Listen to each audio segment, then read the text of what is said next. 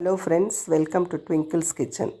இன்றைக்கி மட்டன் எலும்பு பருப்பு குழம்பு எப்படி பண்ணுறதுன்றதை பார்த்துடலாம். அதற்கு தேவையான இன்க்ரீடியன்ட்ஸ்: ஒரு 15 சின்ன வெங்காயம் நீல வாக்கில் கட் பண்ணி எடுத்து வச்சுருக்கேன். 3 மிளகாய் கீரி எடுத்து வச்சுருக்கேன்.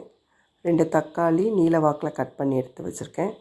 கொஞ்சம் கருவேப்பிலை, கொத்தமல்லி க்ளீன் பண்ணி எடுத்து வச்சுருக்கேன். தேவையான ஸ்பைசஸ்: 4 பட்டை, ஒரு 5 அல்லது 6 கிராம்பு, 2 ஸ்டார் ஆனிஸ், ஒரு 1/2 ஸ்பூன் சோம்பு, கொஞ்சம் பிரியாணி இலை, தேவையான அளவு இஞ்சி பூண்டு பேஸ்ட், ஆயில், முருங்கைக்காய் நீல வாக்கில் கட் பண்ணிக்கலாம்.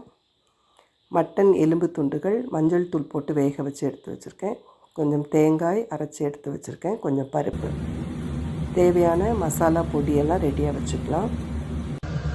ஒரு குக்கரை ஸ்டவ்வில் வச்சிடலாம். குக்கர் சூடான உடனே அதில் ரீஃபைண்ட் ஆயில் ஊற்றிக்கலாம். ரீஃபைண்ட் ஆயில் சூடான உடனே அதில் ஸ்பைசஸை ட்ரான்ஸ்ஃபர் பண்ணிடலாம். ஸ்பைசஸ் நல்லா ரோஸ்ட் ஆகட்டும். ரோஸ்ட் ஆன உடனே அதில் சின்ன வெங்காயத்தை நம்ம ட்ரான்ஸ்ஃபர் பண்ணிடலாம். இந்த குழம்புக்கு பெரிய வெங்காயம் போட்டால் நல்லா இருக்காது, அதனால் சின்ன வெங்காயம் போட்டு வதக்கலாம். சின்ன வெங்காயம் நல்லா வதக்கி அது கொஞ்சம் டிரான்ஸ்பரண்ட் ஆகணும். அந்த டைமில் கொஞ்சம் கருவேப்பிலை இலை உள்ளே போட்டுடலாம். இதையும் போட்டு நல்லா வதக்கலாம்.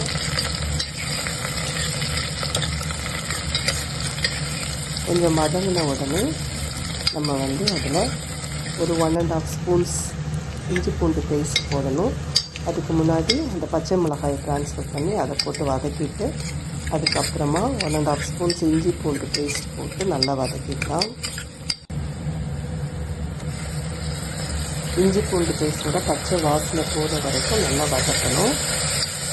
இதை அடி பிடிக்காமல் வதக்கிட்டே இருக்கலாம். அது நல்லா வதங்கின உடனே தக்காளியை ட்ரான்ஸ்ஃபர் பண்ணி தக்காளியும் போட்டு நல்லா வதக்கலாம். ஓரளவு வதங்கின உடனே முருங்கைக்காவை போட்டுடலாம். அதை நல்லா கலந்து விட்டுட்டு அதுக்கப்புறம் நம்ம எடுத்து வச்சுருக்கிற மஞ்சள் பொடி, மிளகாய்த்தூள், தனியாத்தூள், கரம் மசாலா பவுடர் அது எல்லாத்தையும் உள்ளே ட்ரான்ஸ்ஃபர் பண்ணிடலாம். அதை அப்படியே நல்லா கலந்து விட்டுட்டு 1 or 2 மினிட்ஸ் அதை நல்லா வதக்கலாம். வதக்கிட்டு வேக வச்சு எடுத்து வச்சுருக்கிற எலும்பு துண்டுகளை உள்ளே போட்டுடலாம்.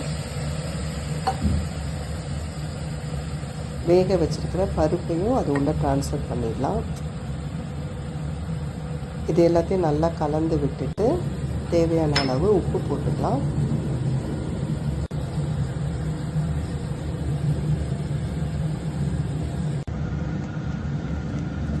அரைச்சி வச்சுட்டு தேங்காய் விழுதையும் உள்ளே ட்ரான்ஸ்ஃபர் பண்ணிடலாம்.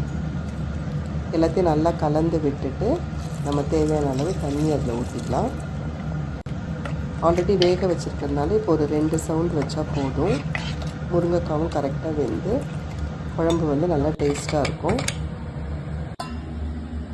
பாருங்கள், சுவையான மட்டன் எலும்பு பருப்பு குழம்பு ரெடி ஆகிடுச்சு. இது சப்பாத்தி, இட்லி, தோசை, ரைஸ் எல்லாத்துக்கும் நம்ம சைட் டிஷ்ஷாக யூஸ் பண்ணிக்கலாம்.